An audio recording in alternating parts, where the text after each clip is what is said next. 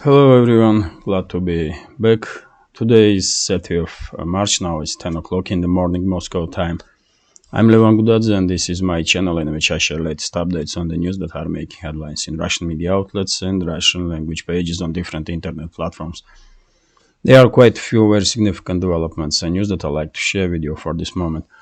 But before I start, let me once again emphasize how grateful I am for your time, attention and support. It truly does mean a lot to me, so thank you very much. Now let's talk about news, and I will start with Ukraine and the special military operation.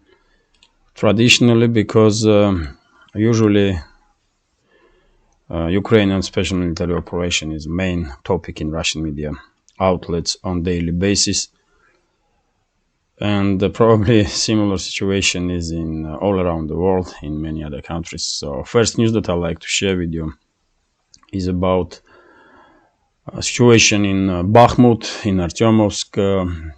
So according to Ukrainian side, and now we are talking about general staff of Ukrainian armed forces, situation in Bakhmut is extremely difficult, and for Ukrainian garrison of that city, and even general staff of Zelensky's regime is acknowledging that Russian side did achieve quite success in fights inside the Bakhmut. And by the way, I just shared a few minutes ago on my Telegram channel information about situation in Bakhmut. If you check this post on my Telegram channel, you can read in which streets are now fighting is going on according to Ukrainian side, yet again.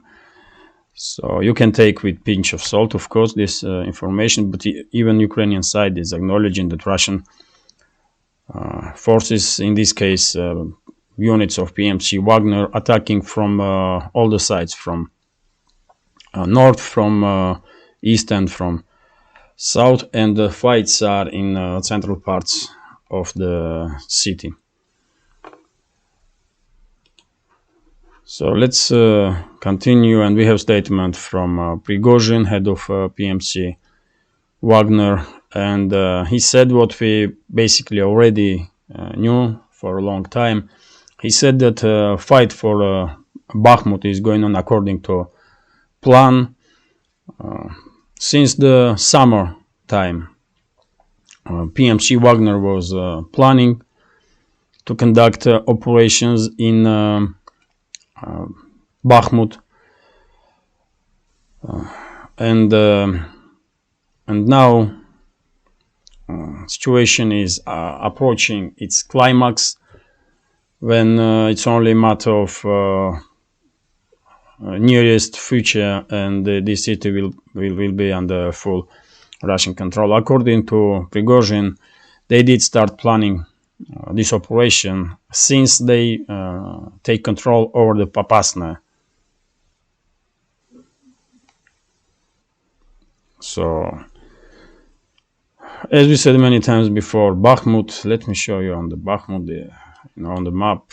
Bakhmut, from the very beginning, was designated as a trap for Ukrainian armed forces. That was the plan, and this plan was executed quite well by PMC Wagner units. Zelensky's regime lost some of the best its brigades for battle in this battle for Bakhmut, and right now up to 10,000. No one really knows probably exactly how many Ukrainian soldiers are trapped in Bakhmut.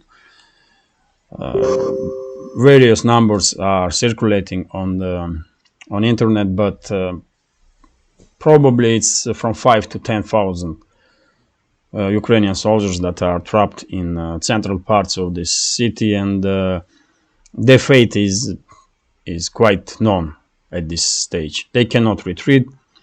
They can only surrender or find the last day in that city. And that's it. Let's continue with news, and this is RIA Novosti's report, according to which on Kupiansk direction, Russian forces destroyed yet another units, yet another units of sabotage groups that Zelensky's regime is sending. This time 3 units were destroyed. You probably noticed that yesterday also 4 sabotage groups were destroyed in Kupiansk direction. That's Kupiansk here. And as you can see, this direction becoming more and more active in recent days. It was always active, but in recent days and weeks, Kupiansk direction become very much active. Russian artillery and aviation is targeting positions of Ukrainian armed forces, and as you can see, at some places, Russian side even trying to move forward. I'm still skeptical that we will see any large-scale offensive operation in this area until situation will finally resolve in Bakhmut. But in 2-3 weeks time, probably we will see some even bigger activization in direction of Kupiansk, also in direction of Seversk, of course. And here, Russian side did resume a fight for to establish full control over the Belogorovka, this settlement here. It's a gray zone, so some parts of this gray area is controlled by Ukrainians, some are under control of Russian forces, but overall this area, eastern part of Seversk, is still gray zone. But as you can see, Russian side little by little, step by step, but encircling Seversk, and you can see that forward units of PMC Wagner are now basically on distance of artillery fire from Kramatorsk. So Russian forces not just moving forward, yes, step by step, without rush, but they not just establishing operational control over the Seversk, but they little by little they begin to approach Kramatorsk-Slavyansk defense line. And as you know, Russian artillery, Russian aviation is very active in this direction, and Kramatorsk and Slavyansk are almost under constant bombardment from Russian side. Missiles are hitting concentrations of Ukrainian forces on daily basis on this defense line, Kramatorsk-Slavyansk. And yes, we are approaching, in my reading of this picture, we are approaching final battle for Donbas, which will be not the Bakhmut, but Kramatorsk-Slavyansk defense line. When Russian side will establish Kramatorsk, we will establish full control over the Kramatorsk and Slavyansk, then we can probably say that battle for Donbas has end, because it will be only a matter of days then that entire Donbas region will be under full Russian control, will become under full Russian control. And by the way, from Kramatorsk-Slavyansk defense line, which is here, Zelensky's regime don't really have any strong defense lines until Dnipropetrovsk city. And this is almost entirely fields, just fields, man. So it will be, Russian side probably will approach Dnipro in a fairly short amount of time. Once under full control will become Donbas region, especially Kramatorsk-Slavyansk defense line. When it comes to Donetsk direction, yesterday, yet again, we had information that Russian forces did achieve some success in Marinka direction, but I did share videos, if I'm not mistaken, on my Telegram channel about fighting in this little pocket of Marinka where Zelensky's regime still has some forces. But yet again, as I understand, there is no rush for Russian side to establish full control over this area. They are taking time to minimize casualties. And eventually, of course, Marinka will become under full Russian control. We also have had information that now fighting is in Krasnogorovka, and it's gonna be difficult to take Krasnogorovka in few days time, because Zelensky's regime do have quite strong positions in this settlement.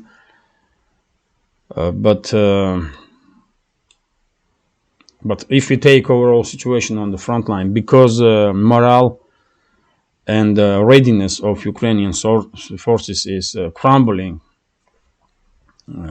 even skeptics may be wrong, and Russian side very well may establish control over the Krasnogorovka in quite short amount of time. When it comes to Avdiivka, situation is unchanged here.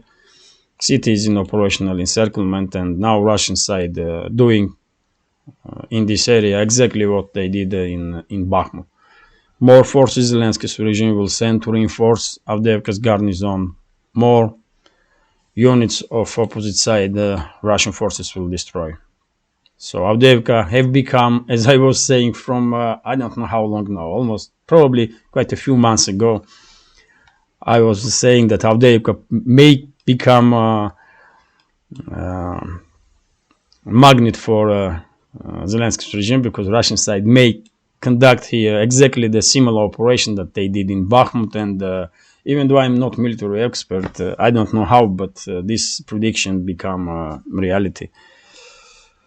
So probably I was reading picture correctly. I don't know. So when it comes to overall situation, no massive breakthroughs from anyone's side. Usual stuff, artillery duels between the sides, and in Donetsk, the direction, heavy clashes, and Bakhmut and Seversk also, of course. Let's continue now with the news, and this is gonna be interesting. I guess Russia Today is reporting that only 20% of over 100 billion appropriated for Zelensky's regime had reached Kiev, according to this article. Rest of it end up in accounts of military-industrial complex of USA, one way or another. And that was, known from very beginning, isn't it? Everyone on independent channels were talking about that. We are seeing now a huge scam operation by military-industrial complex of USA. They are sending to Zelensky's regime some crap. Majority of military equipment that was sent to Zelensky's regime is just truly crap. And even so many videos from Ukrainian side that they are showing these armored personnel carriers or trucks that basically unusable. But because they were on storage for God knows for how many years or maybe even decades, and that crap was sent to Zelensky's regime, and now military-industrial complex and the assets in Congress, in Pentagon, saying that stocks of US stockpiles should be renewed, and that's why most of the money that are formally allocated to Zelensky's regime have been delivered to those companies that are producing some military equipment, Raytheon and the rest of it. You know better than me names of those companies. But still, even 20% is a huge amount from some 113 billion that was allocated for Zelensky's regime. Still, huge amounts of money have been, stolen basically from U.S. taxpayers. And at this point, dear friends, let me say a few words about my channel. and try to promote it. If you think this channel is interesting, useful, has some potential, and deserves to exist in this field of news and political commentary, if you think that they should be at least few English language channels from Russia that will introduce public to Russian perspective about different topics that are relevant on daily basis, then please consider to support with small donations through PayPal or by subscribing to my Patreon page. When it comes to Patreon, you will see links under this video in description box. And when it comes to Patreon, to make exclusive for Patreon subscribers, tomorrow I will go to Moscow with family. We will go to Moscow, and we never been in the biggest shopping mall in Moscow, and we will went there. We are planning to see that shopping mall tomorrow, and also just walk around Moscow and share footage from just ordinary streets of Moscow, ordinary life, a glimpse of ordinary daily, life. You may find it interesting, I hope.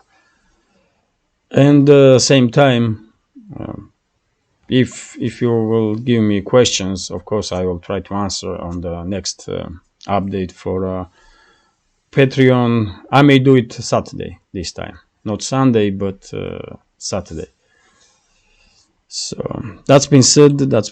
Let's continue now with the news, and this is RIA Novosti's report about situation in Ukraine when it comes to Orthodox Church. As you know, Zelensky's regime, under order, I'm quite sure, under order of State Department of USA and CIA, US Secret Service, did begun massive offensive on Orthodox Church of Ukraine,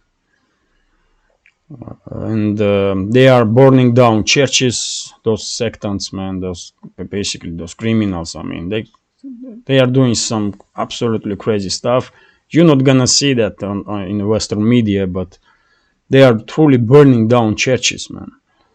And they are trying to basically take everything from Orthodox, Ukraine's Orthodox Church, which is a sister church to Russian Orthodox Church. And as you know, all Orthodox churches are very closely related.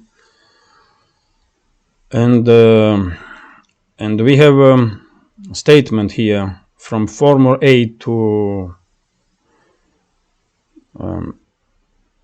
Leonid Kuchma, who was president of Ukraine, and it seems like this person is not really afraid to say his word about this situation, and he's saying that his name is Oleg Soskin, and he said on his YouTube channel that Zelensky's regime is risking now to provoke civil war in Ukraine. Because as I said in my yesterday's update, even though me personally, I'm not very religious, I'm Orthodox Christian, but not very religious, they are majority that are very conservative in these terms, and for them, what is happening in Ukraine now is just unimaginable. And I was saying in my update yesterday that Zelensky's regime may provoke civil war, and we may see some glimpse of civil war in Ukraine because of this development around Ukraine's Orthodox Church. And now even some public figures in Ukraine are talking about this, because it's serious matter, man. If you are if you are conservative and if you are a strongly religious person, you cannot tolerate this kind of behavior from anyone, from anybody. And it's not really principle in this case. We are talking about Orthodox Church, Catholic Church, Protestant Church, or any other religious institution. You cannot behave this way towards any religion and any religious institution. But Zelensky and his henchmen don't really care about it, and definitely no one cares about this in Washington and Langley, and they are pushing this crazy development on Ukraine, and unfortunately we will probably see divisions inside the Ukraine now, not just on lines of ethnicity and language, but also on lines of religion. And as you know, after 2014, those sectants were activated, sectants that create some their imaginable church. They call themselves Orthodox also, but they have nothing to do with the Orthodoxy. They are just sectants, let's say this way.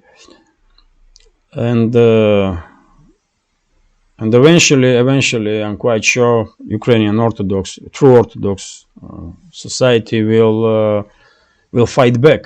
They will have no other choice, really. So, and about this topic also spoke Russian ambassador in U.S., Anatoly Antonov, and he mentioned this so-called summit for democracy, which is taking place these days from 29th to yesterday and today, basically. And he said that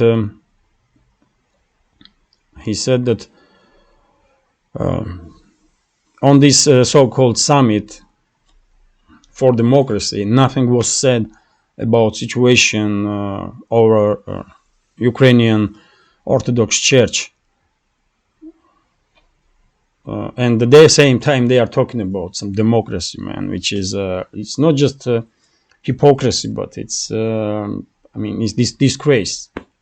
So this summit for democracy, some disgraceful elements are probably part of this, because how you can talk about some democracy and the basic human rights and at the same time don't see what Zelensky's Nazi regime is doing towards Ukrainian Orthodox people and Ukraine's Orthodox Church. And it's, But yet again, we are talking about Western elites and their puppets. And they don't care about anything, really, except themselves. And that's it. Let's continue now, and probably you will find this information also interesting, because I was kind of surprised.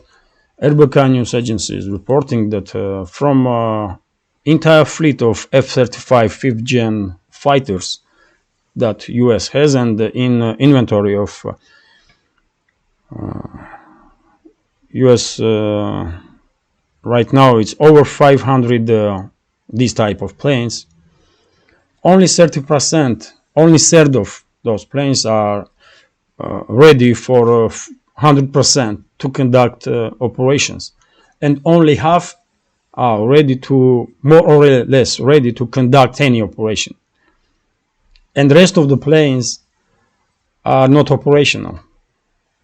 And we are talking about most expensive project in world's history, most expensive military project in world's history, because according to some data, to develop this F-35 platform,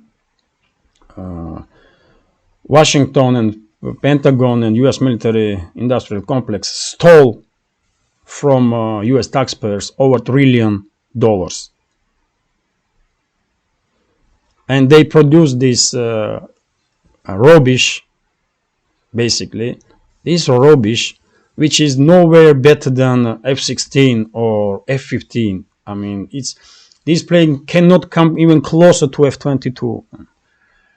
And as I said, latest F-16s and F-15s are one of the best planes in the world.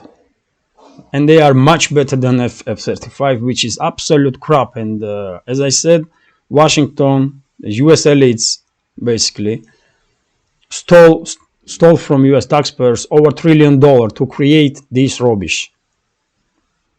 And now, even though these planes cannot perform as like F-16 does, they're just unable to do anything close to F-16, because F-16 can not just work against ground targets. F-16 is a great air-to-air fighter also, like F-15 is, or F-18, FA-18 Super Hornet, for example. And but you know, they wanted to steal some money, and they did, and they create this crap. And just look at the numbers, man. It's only 30% that full are ready for in full capacity.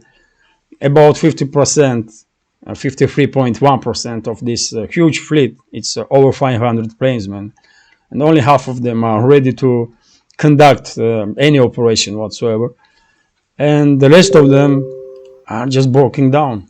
They cannot fly,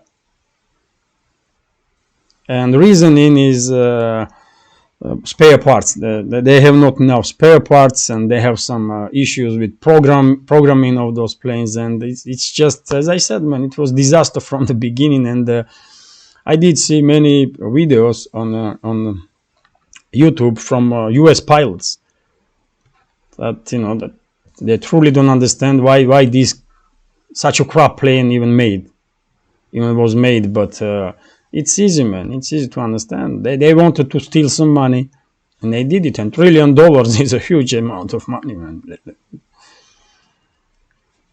So let's continue now. And by the way, if you are not familiar to jet fighters, formally this is a fifth generation fighter. But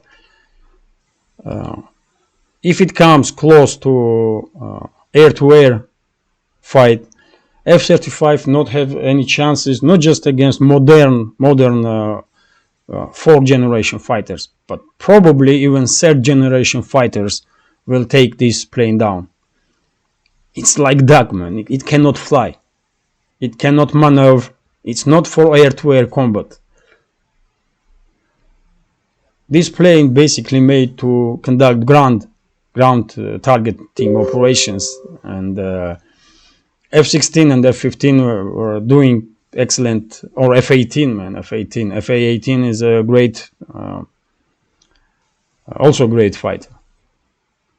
Maybe not as good as, let's say, Russian F-35, but they still are very, very capable fighters. So, yeah, that's quite interesting, man. And no one is saying nothing, isn't it, in US? There is no questions rising in Congress or just in media. How come that over $1 trillion taxpayers' dollars were spent on this project, and right now half of the fleet of F-35 is unable to even fly, even to take off? Strange. Let's continue. This is RIA Novosti's report, and probably you will find this information also interesting and funny. Ukraine has demanded from giants of energy sector, from private companies. They, Kiev demanded money, and they are thinking now that because world's biggest companies in energo sector did make hundreds and hundreds of billions of dollars of profit because of this conflict in Ukraine, they should share now their profits with Zelensky and his henchmen. Laughing stock, man. These guys are just clowns, truly, man. They are just probably in Shell and BP and ExxonMobil and all, names of those giants. They will laugh like hell on these idiots, man. And Norway's officials and Norway's energy companies, they will just laugh at them. And of course, no one will share anything to them. But it does shows you how out of touch from reality Zelensky and his henchmen are, that they think they can demand anything from anyone. It looks like they truly think that they are they have some of importance to in Western world, when they are not even pawns, man. They are dust on the chessboard. That's it. Let's continue now, and this information definitely is interesting. US become world's largest exporter of LNG, liquefied natural gas. This was expected for many years now, because after this program was adopted to how you call it, man? I always have issue with this word.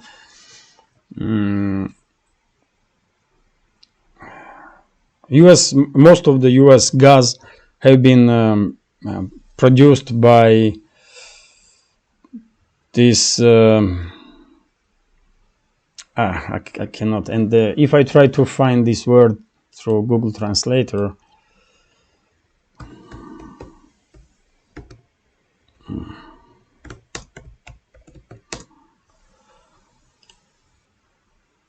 no, I cannot. I'm losing time now. So probably you know that word that have been used to produce gas in US. They are using hydraulic pressure to make some cracks in the ground, and they are this way they are freeing gas molecules that are trapped in rocks, and they are producing vast quantities of natural gas this way, and the oil also. It's a disastrous technology for environment, but it's very effective. And now US is not just one of the main oil producers, but also gas producers, and US is top #1 gas LNG exporter in the world. They did surpass Qatar. Before, Qatar was #1, and now they did surpass Qatar. And this happened, you guessed why? Of course, because Nord Stream pipelines were blew up, and after this conflict was provoked in Ukraine, and Russia dropped its supplies to EU member states, main supplier of gas to European Union now USA. So no surprises there, absolutely no surprises. But yes, good news for US energo sector. Bad news for environment and citizens of US that are living in closer proximity from fields that they are conducting this hydraulic their operations, basically. You know, I'm not expert in oil and gas production, and I forget that word. Man, I know that word, and this is the second time that I'm talking about this stuff, and I cannot remember it, man. And anyway, let's continue now. Let's continue. And how long is this video? 34 minutes. Oh, great. This video may not be too long. So yes, we have a TASS News Agency's report that Erdogan, president of Turkey, is now has new initiative, and he wants to organize negotiations between Russia and Ukraine as soon as possible. But yet again, we all know that this is not possible before Washington and London will not give order to Zelensky to conduct any negotiations. So initiative is good. Probably, Erdogan don't want to lose position when it comes to this story around Ukraine, because they know China has become very active, and Erdogan cannot be, as influential as Xi Jinping can be, a Chinese leader. But he is trying to save, to keep his relevance at this point. But yet again, let's see what will happen in May when presidential elections will be in Turkey. I'm not sure that Erdogan will be able to stay as a Turkish president, even if he wins elections. Even if he wins, because Western elites almost openly are saying that he have to go, and they definitely have some surprises for Erdogan on the very day of elections and for next days. So it's better for Erdogan to concentrate on internal situation in Turkey now, because who knows what will happen after presidential elections. Let's continue now, and this is also interesting news. I was quite surprised when I see it. So according to latest data, Russian foreign, let me translate this for you. Russian foreign debt is lowest now than for last 15 years. So Russian external debt in 2022 fell to a minimum in 15 years. Isn't it surprising? Despite so many sanctions from West, the West,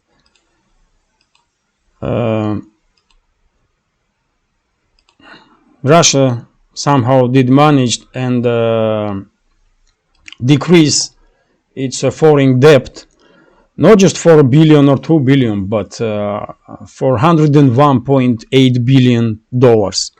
And now Russian foreign debt is $380 billion, which is basically peanuts compared to Russian GDP. As you know, US, for example, US foreign debt is debt is something like 31 trillion, maybe even more now. So Russian position in these terms is quite okay, because 380 billion, it's about 20-25% of Russian GDP, as I understand. So it's quite impressive.